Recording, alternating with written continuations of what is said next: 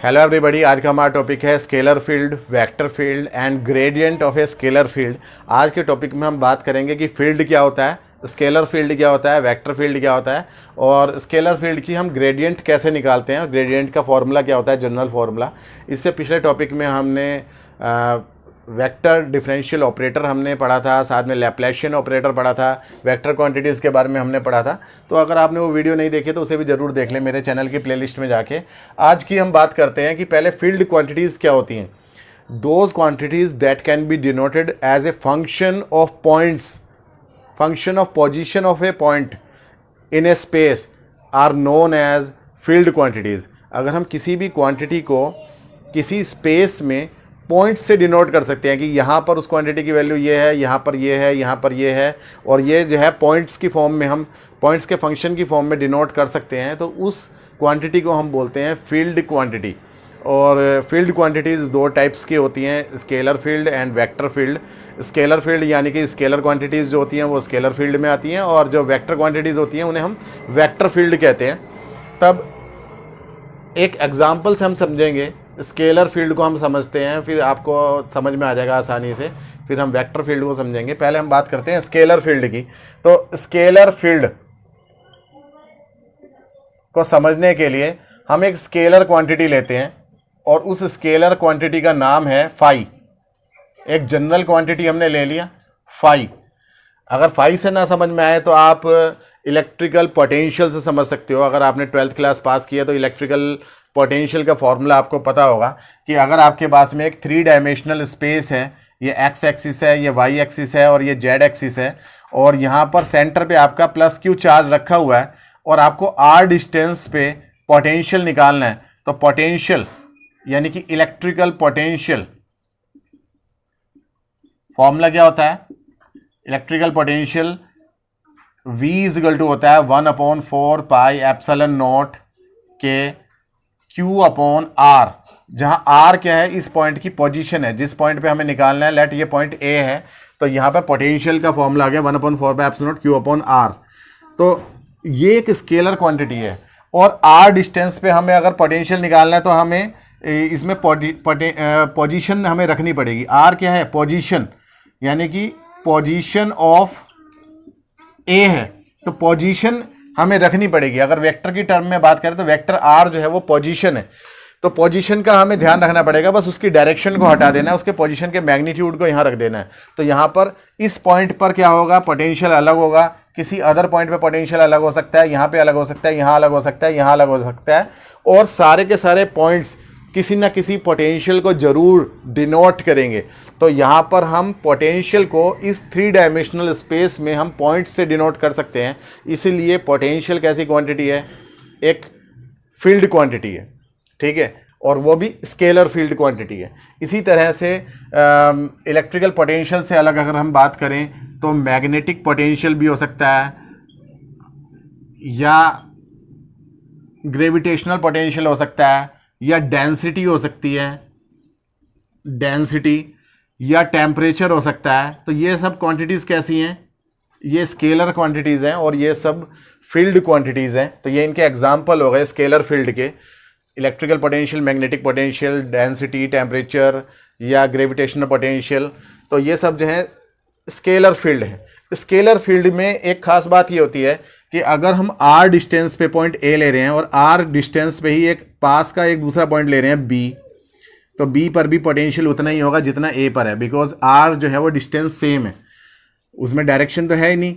अगर हम r distance पे ही एक पॉइंट ले रहे हैं C, तो C पर भी पोटेंशियल क्या होगा, सेम होगा। तो ये तीनों को मिलाते हुए या बहुत सारे ऐसे सैकड़ों हजारों पॉइंट्स को मिलाते हुए हमें एक इक्वी पोटेंशियल सरफेस मिल जाता है। अगर हम इलेक्ट्रिकल पोटेंशियल की बात कर रहे हैं तो ये जो पॉइंट सरफेस है, ये क्या आपका इक्वी पोटेंशियल सरफेस, इस पूरे के पूरे सरफेस के ऊपर पोटेंशियल क्या है, सेम होता है। इसी तरह से अगर हम टेम्परेचर की बात करें तो इक्वी टेम्परेचर सरफेस, यानी कि सेम टेम्परेचर वाला सरफेस हम फाइंड आउट कर सकते हैं, जिसे हम बोल सकते हैं आइसोथर्मल सरफेस।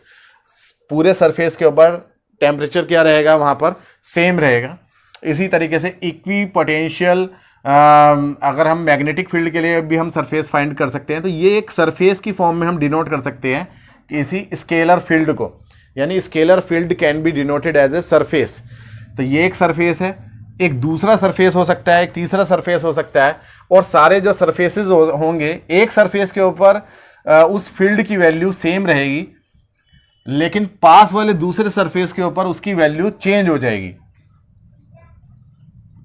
यानी कि स्केलर फील्ड को हम सरफेसेस के फॉर्म में डिनोट कर सकते हैं। तो ये मान लिया 3 डायमेंशनल स्पेस है, एक्स वाई और जेड है, और यहाँ पर आपने एक ये इक्वी पोटेंशियल सरफेस खींच दिया आपने, और इस पूरे सरफेस के ऊपर फील्ड की वैल्यू, स्केलर फील्ड की वैल्यू कितनी है, फाई है, और पास में ही एक दूसरा सरफेस है, और इस दूसरे सरफेस पे फाई प्लस डेल्टा फाई है, या फाई माइनस डेल्टा फाई भी हो सकता है, यहाँ पे डेल्टा फाई की वैल्यू नेगेटिव भी हो सकती है।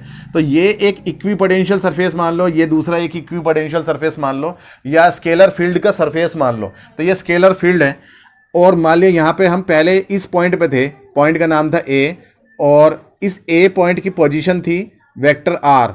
अब हम ए से चले गए, मान लिया बी पॉइंट पे चले गए, बी पॉइंट की पोजीशन कितनी हो गई, मान लिया पहले वाले की थी वेक्टर आर, और अब हो गई vector r plus d are.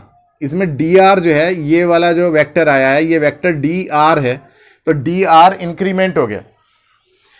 तो तब इसकी ग्रेडियंट कैसे निकलेगी स्केलर फील्ड की?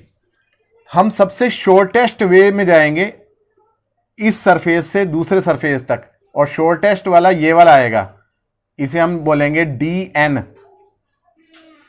मान लिया इसे हमने डी एन से डिनोट किया है, यानी कि पहले वाले सरफेस के बिल्कुल नॉर्मल चले गए, परपेंडिकुलर चले गए, और दूसरे सरफेस पे पहुंच गए हम।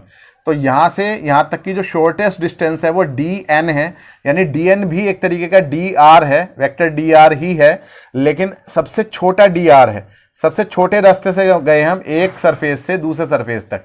यहाँ पे इस सरफेस पे क्वांटिटी की वैल्यू, स्केलर फील्ड की वैल्यू फाई है, और दूसरे सरफेस पे फाई प्लस डेल्टा फाई है। फाई जो है वो पोटेंशियल हो सकता है, अगर वो पोटेंशियल है तो ये इक्वी पोटेंशियल सरफेसेस हो जाएंगे, और यहाँ पे प्लस की जगह माइनस आ जाएगा, बिकॉज पोटेंशियल जो है वो डिक्रीज करता है जैसे जैसे हम सेंटर से दूर की तरफ जाते हैं।